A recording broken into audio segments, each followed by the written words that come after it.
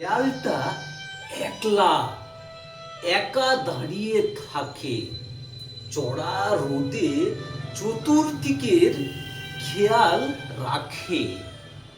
দেয়ালটা ঝড়ের দাপট সহ্য করে, বাতাস যতই ধেয়ে আসুক সে কি নড়ে?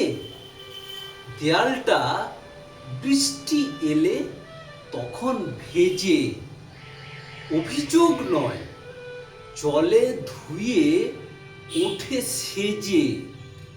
দেয়ালটা শত্রু এলে দাঁড়ায় রুখে, রাত্রি জাগে সবাই যখন ঘুমায় সুখে।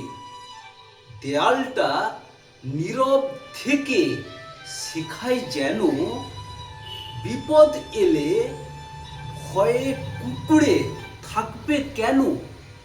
দেয়ালটা ভাঙবে যেদিন বুঝে যাবে, এ জীবনে এমন বন্ধু কোথায় পাবে।